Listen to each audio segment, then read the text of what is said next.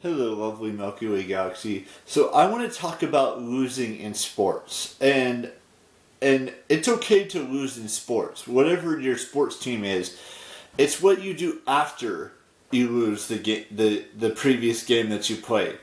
What it could be Major League Baseball, it could be National Hockey League, it could be the NFL, it could be the NBA, it could be college football, it could be college basketball. It could be anything basically in the world that exists in the world of sports. Um, Say you lose hypothetically. This is also not hypothetically. Say your favorite team were to lose by, let's say, 30 points, or 40 points, or even 10 points, or 1 point, or 20 points in the previous game that you watched.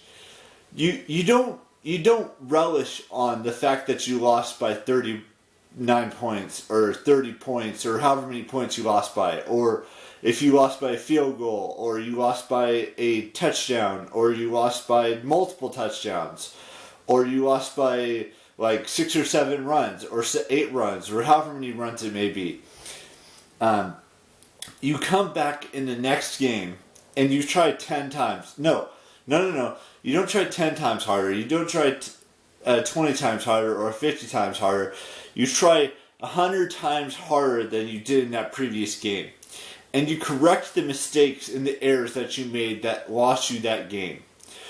And in the case of which I'm talking about, the game that was lost by 39 points, you limit the turnovers. You limit the mistakes that you made in the NBA game that you previously watched or you previously played in. You focus on those mistakes and you do better than you did originally, and that's how you win the next game, or attempt to win the next game.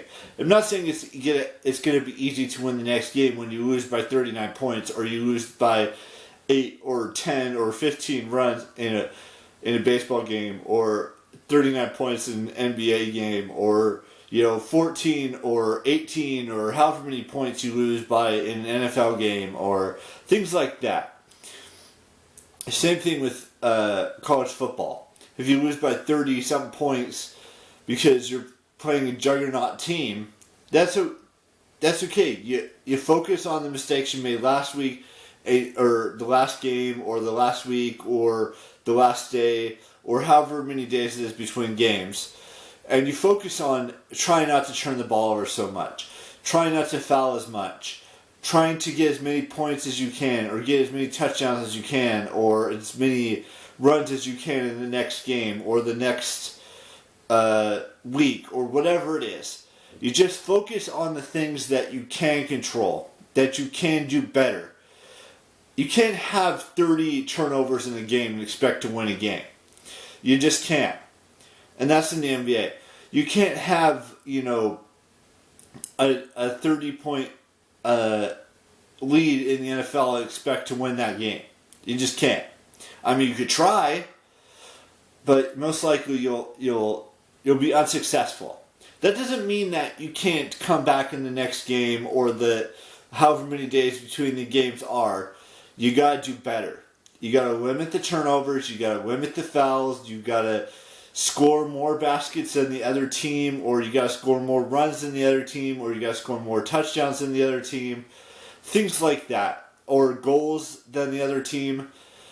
And sure, you can lose by 6 goals, or you can lose by 30 points. I'm just giving examples of things that I've seen in the past, whether it's in Major League Baseball, whether it's in the NBA, whether it's in the NFL,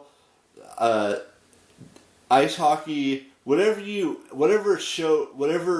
game you watch that your team loses by a bunch of points, or a bunch of touchdowns, or a bunch of goals, or a bunch of runs, you try to do better in the next game. That's all you can hope for, and limit the mistakes that you made in that previous game. First and foremost, that's what's important, is that you learn from your mistakes, you do better, you come out firing on all cylinders, scoring the points, limiting turnovers, limiting fouls, all of that stuff. And doing it in front of your home crowd is also the most important thing you can possibly do.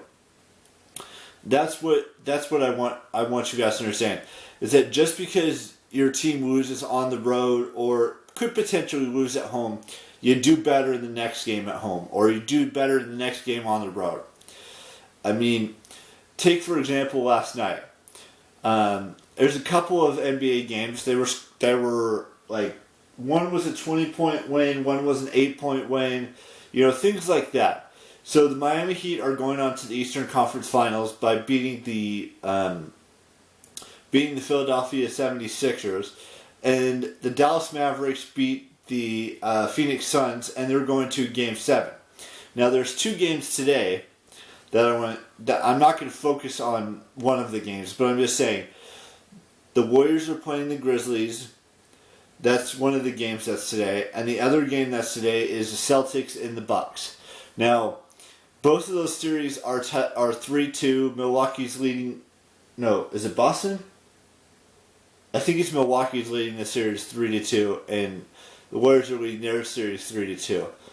And that's all I wanted to talk about in today's vlog. So, we got a couple birthdays to wish. So, I want to wish Finnegan Harry's and Nikki Philippi happy birthday today. Nikki's turning 35, so go wish her happy 35th birthday on her YouTube, Instagram, Twitter, wherever you follow her. I'm going to be doing it on YouTube. And then there's other birthdays today as well, so I want to wish Micah Abdullah a happy birthday, Debbie Ryan a happy birthday, and that's it for birthdays today. And then there's two birthdays on Instagram tomorrow, and I think there's one on YouTube that I have for tomorrow. So just go and wish Micah, Debbie, Finnegan, and Nikki happy birthday today on their birthday, which is today. And I will have a brand new vlog for you tomorrow, which will be a piece of information about a specific person. And then the next one after that I have is not until the 17th of this month, which is May. Alright, bye-bye.